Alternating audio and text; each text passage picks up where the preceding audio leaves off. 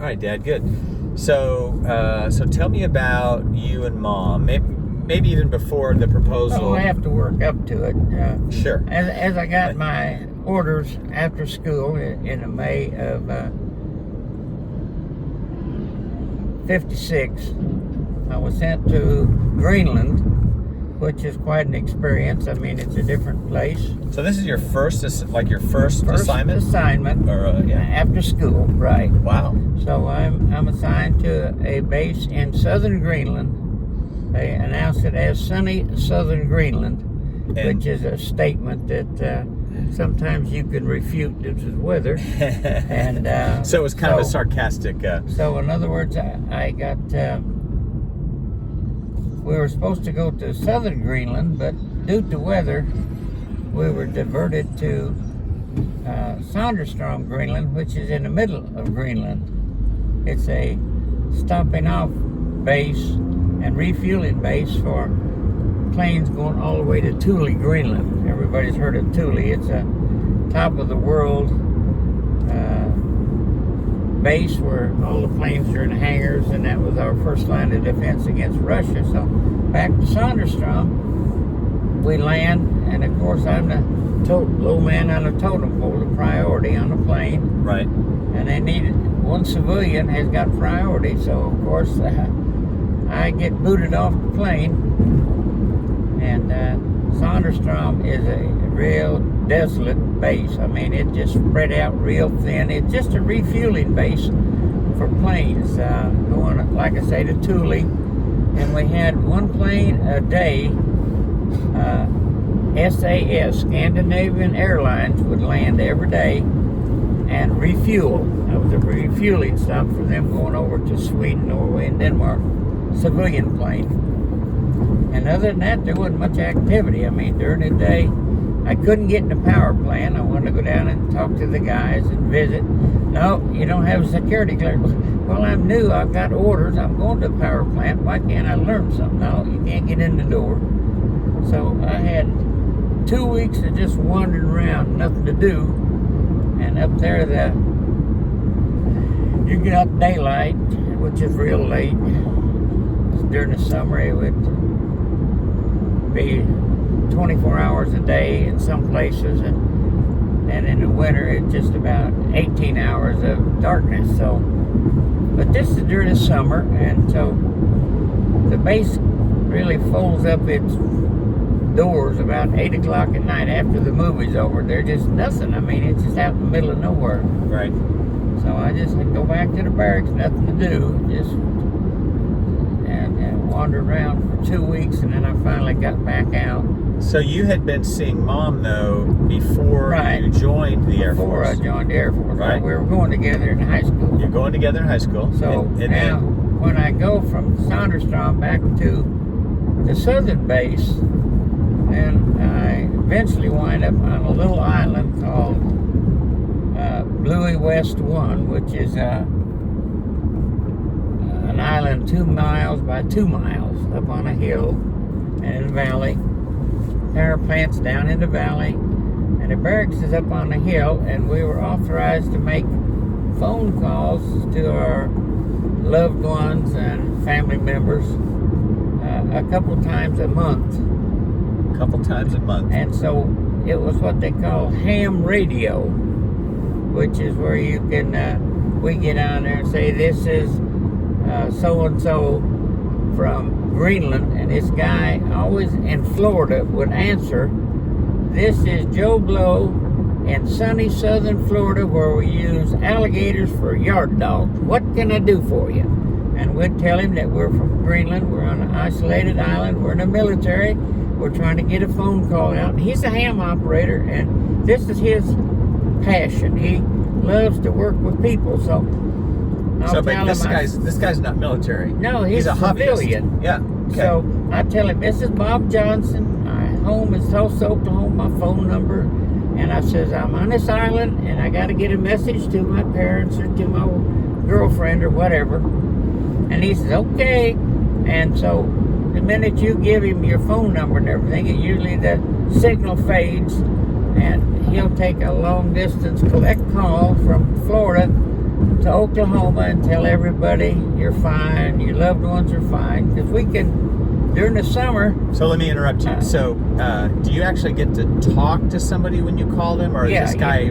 Okay, so you sounds like just he's talk to this guy. and he relays the message. He relays the message. Okay, so Because the signals bounce, off the atmosphere or whatever. Right. And so most of the time we got this one guy in Florida from Greenland. So you make arrangements for Make him. arrangements to pass the call on, due to the fact that on this island we'd get our, during the summer we could get our mail by Army tugboat would come down twice a week from the base, 50 miles down this fjord. This military tugboat would go, bringing mail, supplies, and new personnel.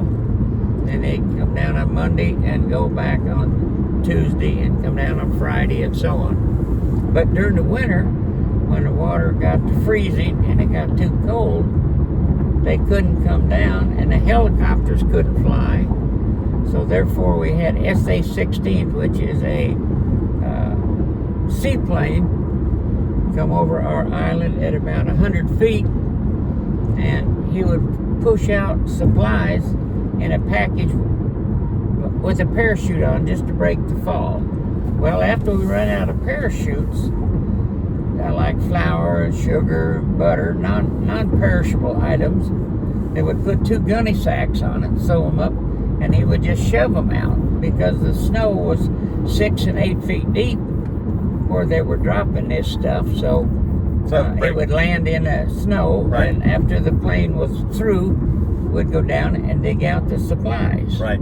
Let's talk about you. So that's why we had to use the phone to communicate during the winter, because we couldn't get letters out. We could get letters in, but none come out. And that's why we used the system at night to call our buddy in Florida at the ham operators to relay the message, because sometimes we wouldn't get mail for 2, 3, 4 weeks at a time. And this way, at least you could communicate. They know you were still alive and you cared for them. Right. And this is when I talked to Jean. I decided I'd ask her to marry me.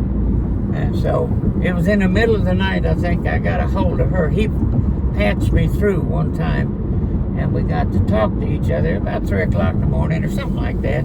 Was she expecting your call? No. And so she accepted my call, but then I said, would you like to get married? And she was wondering, with who? Because I said, I didn't say you.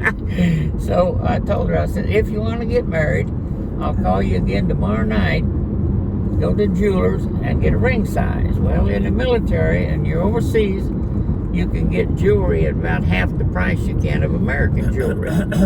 So this is how I proposed to her by phone at night. And your proposal, was, just to be clear, is if you want to get married. Well, I didn't say it like that. I said, would you like to get married? Oh, okay, that's just some. And she says, to who? Sort of in a sarcastic manner. Now are you sure she was being sarcastic? Oh, well, I don't know, but she keeps bringing it up. Says, you never really asked me, did you? Well, the version I had heard was that your proposal was, if you want to get married, you need to go get your ring size. Right. And then the next night I called and she gave me the size. Gotcha. Okay. And then I got the ring in Newfoundland. Yeah. When I was coming back from the States. Stopped in there at Jewelers and got a ring. Got the right size ring. Yeah. Okay. That's good. That's good. So, and we had a short time. We've had a real short time to get married. Yeah, I was going to ask you, so how much time between the proposal and the marriage? Well, just a real short time. That was in May, and I was due in Japan later on in June. And so on the 7th of June, we got married. So let me get this right. You proposed in May. Yeah. Your wedding was in June. Right. And then you were in Japan when? Well, see, after we got married, I was supposed to go to California. Well, I'm trying to establish the time, the time. That's what I'm getting up to is. All right. We had about a week's span in here where we could get to Los Angeles or San Francisco for my flight, So Mom went out and they bought a brand new 57 Chevrolet station wagon. And Mom wanted to go to California and meet some relatives. So Jean and me and her drove the car out. Right. And then I got there and... so drove it all the way out to California, right. to Los Angeles? That car was brand new and we had nothing but trouble. The rear view mirror blew off in the desert in Arizona. This sounds familiar. We got to we drove over 100-mile limit on our oil change to when we got to the military base in California and I checked in. So the guy wasn't going to give Mom the free oil change that she wanted, and that upset her. I went to the base and they wouldn't honor my personal shot record. It's a little record that you put in your billfold showing that you got all your shots. Right. And I was up to date, but they had sent my records to Japan. And so I went out there and he said, we don't accept your pocket record. It can be forged. So I got 11 shots. That you'd already had? Yeah, I already had 11 shots. So you were vaccinated and then we twice. stayed in a motel and Jean flapped her arms all night and beat me to death. And I woke up in the morning with these shots and just sweated all night long because you don't take 11 shots. So that's good. So my question was, you proposed in May, you're married in June, and then when did you drive out to California? Well, within a couple weeks' time, because I only had 30 days, see? Oh, so it was probably late June. Yeah. So really, between the proposal, the marriage, and you flying to Japan, you had about, sounds like 30 or 45 days. Well, 30 days from the time that I hit the States from Greenland. Right. Okay. To get home, married, and get to California. Now, when you got to California, you hopped on a ship or hopped on an airplane? No, after we got the 11 shots one day, I went to the airport the next day. The plane was to leave at 8 o'clock, but knowing the military, the plane was in repair and didn't show up to 5 o'clock that night. So it's a propeller-driven plane, so it shows up at 5 o'clock. We hang around the airport all day long, the whole plane load of us. Right. We take off from our destination in California, fly 8 hours to Honolulu, get off the plane for 1 hour. They refuel the plane. Oh, by the way, if you love pancakes, this is the flight, because we had pancakes to Hawaii.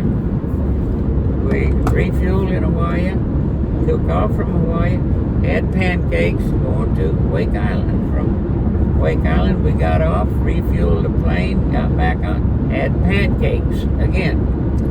And we had 3 stops of 8 hours duration before we got to Japan. Got to Japan, and you're tired of pancakes and sitting down all day. And they sent us out to military base, but we're on a bus an hour from the Air Force base or terminal downtown Tokyo. Sent us to a 3-story barracks with no elevator in it. And I think we slept for 2 days. Oh boy. Now, just to clarify a couple things, you were going to Japan by air, and Mom did not come with you. No. Right. Her and Mom turned around and saw their friends in California and come back, and they got stopped in the desert by a judge. Set a little desk out in the middle of the desert, stopped every car and fined them for speeding. And the speed limit at the time was reasonable and proper. There was no speed limit in Arizona, but he stopped everybody for speeding and charged them a fine.